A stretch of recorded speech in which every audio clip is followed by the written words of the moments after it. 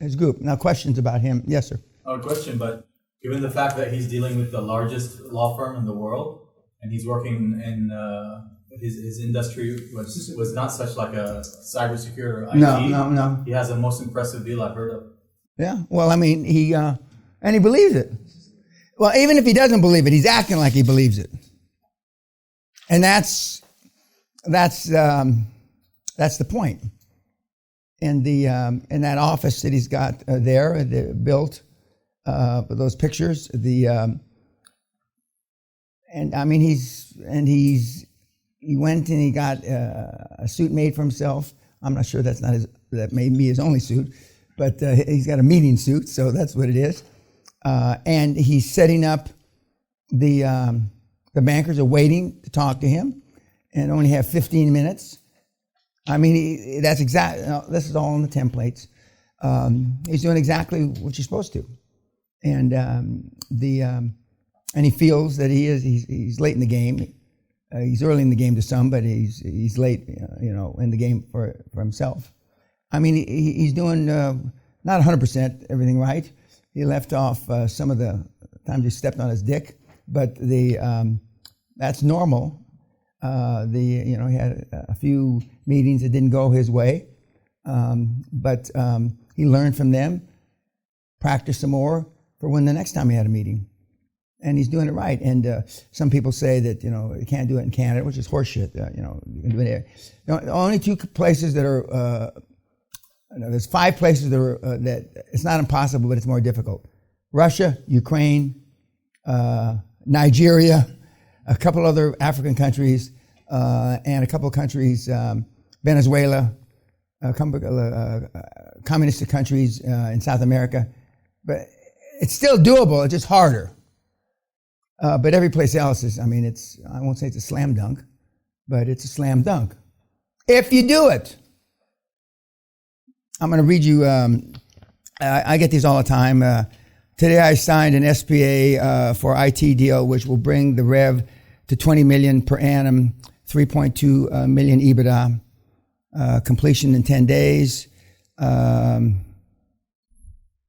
received a bank offer this week for 8 to 9 million non-recourse. This is Australia. The ex-managing partner of Big Four has asked me this week to join him to create a PE fund. Some of the kids get so good at this, they come across so well that PE funds try to hire them away, or they want to start a PE fund with them, because some of these kids are smooth as baby shit. But it would be a downside. He'd make less money in the PE fund. And he knows that, so it's not likely he's going to do that. But, because they see the system works. And what the PE funds are impressed with is they're doing it with no equity, which is virtually unheard of. The 2 or 3 guys that are experienced in this room always have been taught or seen or heard that somebody's got to write a check someplace. And that's not true. It just isn't. Most of the deals get done that way, but a big percentage of the deals get done the way you're doing them. But they're basically from the kids that have come out of the seminar in the last 26 years. And still to date, there's nobody else teaching it. One theory is because if everybody knew this, then the PE firms would be out of business. It's not like KKR guys or Blackstone or whoever are going to preach this methodology. But the real reason that this methodology is not taught to you or told you by the banks is there's little or no fees associated with a commercial bank deal, and there's massive fees associated with an equity deal. And because then there's going to be a management fee, an advisory fee, and all kind of other fees. And today, depending on the bank, depending on the country, 40 to 60% of all bank income is fee-driven. Not interest on loans, fee-driven. And that's why nobody tells you, or hardly anybody. But if you ask them, they'll start sweating and then, yes or no? Is there a yes or no? Yeah. But I'm not the right guy. I mean, it's over that department. Is non-recourse money for any industry across the board? No. They have to have deemed it. Right. They have to have deemed it, in Africa, water. Anything that had to do with water was non-recourse because the country needs water, or the continent needs water. Okay, anything to do with malaria, that kind of, because nobody wants. What commercial bank is going to loan you money to go and start a malaria clinic that you know is not going to make any money? Nobody. I mean, zero. But there's non-recourse money. And it's not that they don't expect it to be paid back, but very few of those pie in the sky, save the world, save the rainforest deals ever see the light of day, meaning that they're not commercial entities. But if you don't ask, you don't get. And what else about? Yes, sir. So we're going to create this non-executive team, the board of directors, a 5-person board, not line-offs. No, you're going to connect non-executive directors and 2 executive directors. Remember, the CFO and the CEO are executive directors. That answered the question then, because it sounds like they got their CFO first. The way you described it, it seemed like he went and got him first. No, he got his chairman first. Oh, okay. Chairman's always first. Yeah, not always. Some of the guys, wrongfully, don't know a guy directly, but he went to Cambridge, and he went to Cambridge, or he went to Eton, and so they still gravitate to, well, maybe there's a higher probability he won't tell me no because we went to Eton together. Okay, Eton doesn't. These guys don't know what I'm talking about, but anyway, to a posh school. Most of the people that come here didn't go to posh schools, although we have Eton and all the schools have been through here. But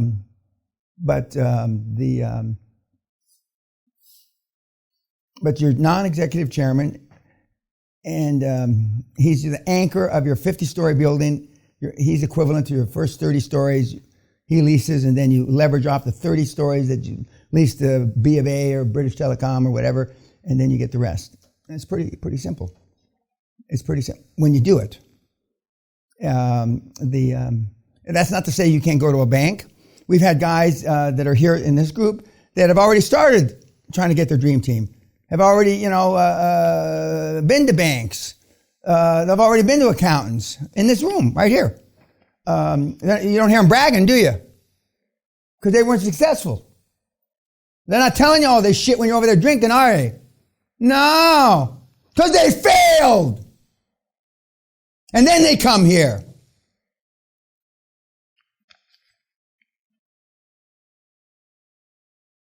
I mean, if you thought you could do it, some people tried it. Some people tried it because they got a copy of my book someplace. Some of the people in this room have my book. And you can get it on torrent. I give it away free, audio. I give the fucking book away free, audio. I think that's a better bet. But, how many? 500,000, 300,000 have gotten the audio book? So only 6,000. The audio, the first 100 million. Only 6,000 people have downloaded the audiobook, which I don't understand that. I just don't. It's free. It's on my site. And you can download the whole fucking book. But, again, they're not serious. Because if they download the book, fuck, what am I going to use for an excuse now? What else about the kid? Anything else? Any questions? We have 2 more live, right? Oh, question, yes, ma'am. Is he married? What's his personal life like? Yeah, he is. But what's that saying about kicked it with it? Oh, ditch that bitch. Ditch that bitch! Oh, no. Oh, I don't know. He doesn't write about it in his report, so I don't know. It's not important. Well, whatever is not important. You heard he's cut everybody out. All those things he described, I don't even know what those are, but he shut them all down. Most of the kids that come through here can't Some of the old guys don't want to shut their Facebook down because their grandkids contact them through that. I don't know. That's a brain dead reason to me. Fuck your grandkids. Tell them to call you on the fucking phone. Give them a card that can call you for free. But you'll come up with a reason. You always come up with reasons when you're not serious.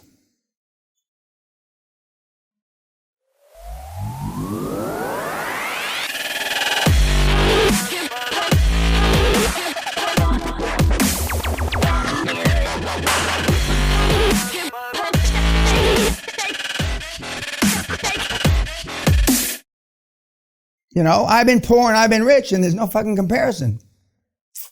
You know, I can still remember getting the foreclosure notice on the first big house I ever had. They used to send foreclosure notices in red envelopes. Red envelopes. Red. So you wouldn't miss them. And I remember Dan Jr. bringing me the mail one time, and I saw this fucking red things poking out. I just got on the fucking phone. Didn't even open it. I still remember that. I never had a car repossessed. Close, but when they bolt it on and they take it away. Been near bankrupt 3 times, a long time ago, but I still remember what it feels like. You never forget. We had a kid in here that during the 2008-9 collapse, his father lost his construction company. The sheriffs in this country came to take, I didn't know, they took furniture away, you know, and they were hiding furniture in the basement so the sheriffs didn't take it all. And the kid's 11, 12 years old when this is going on. You never forget that. I'd forgotten he'd been shot. Because I once said, we're going to get shot. I've been shot. I'm fine. And I'd forgotten. Yeah, he was a big fuck up as a kid. But just because you got shot, doesn't mean you're a big fuck up. He claims he was innocent. It was a drive-by. Yeah, well, did you have a gun? I said, yes, of course I had a gun. Everybody had a gun. So, okay, that's a whole other story. How innocent are you, you know? But the kid's doing well. He could have done it in half the time. But he's still, professionally, for those of you that are going to turn down their business and turn them off, turn the key, do it professionally. Don't run like a thief in the night and not pay the credit and all that shit. Do it right, and that takes time. That takes time. So a lot of the guys that could have done it quicker like him, even though he's shutting down his construction business, he's doing it right, you know. And so he's finishing off projects. He's not running. And so otherwise he would have been ahead of the curve even more. But he left here 29 April. He's been out 7 weeks. So he should do a deal August, I guess. My guess is he'll do a deal in August. He'll do it because now he's warming up banks, which we'll show you. And today, after this, we're going to go through step by step. We're going to go through the step. It's going to be ad nauseum to some of you because some of you already get it. But until everybody gets it in this fucking room, we're going to keep going over the same fucking example again and again and again. And then the guys that tell me that they get it, and then I get their first report, and it's all fucking wrong. And I write, you told me you got it. Well, see, what they get is they get parts of the thing. And the parts they get are the things that are within their comfort zone. Those are the things you talk about. Well, I got that part. Or you don't say that. I got it. Because that one sliver of that one thing that you do with 2%, you got that. But unless you get it all, and that's why, you know, I beat the shit to death, and that's why we have so many of these. We got 2 more live ones. Okay. Okay, and we're going to go through Josh's 2 other role plays. And because what we're trying to do is one person, let's say there's 12 or 15 guys and gals you're going to watch. You'll resonate with 2 of them. You'll resonate with 4 of them. And I want to get you a blend so there's everybody in the room can resonate with one of them and how they do it. Your personalities.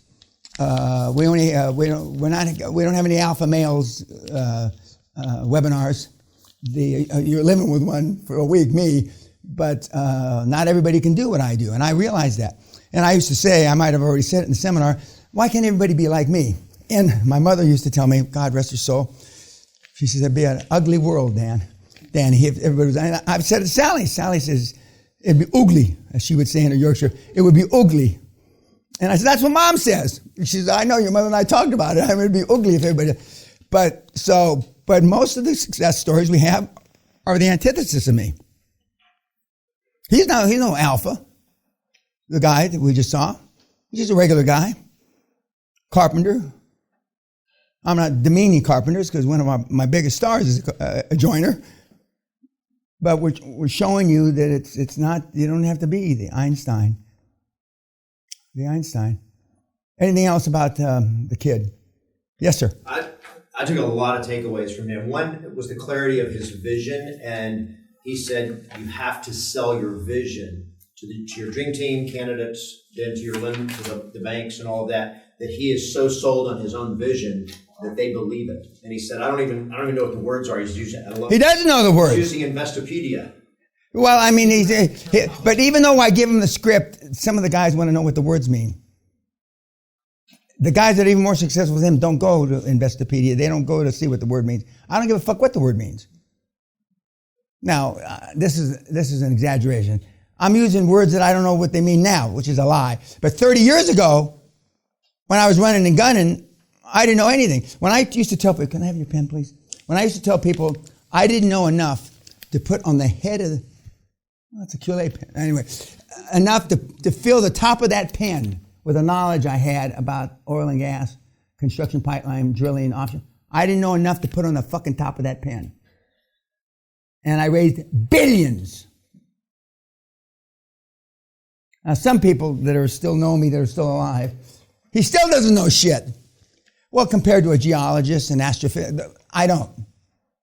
But you don't need to know shit. You just don't need to know. And that's so the antithesis of everything you've ever been taught. How many times when you were a kid did your parents say, don't embarrass us, don't make a fool out of yourself, keep your head down, whatever the words. And guess what? By doing that, by not making mistakes, by not making errors, you haven't grown as a human being. Now, I'm only talking about generational wealth growth, okay?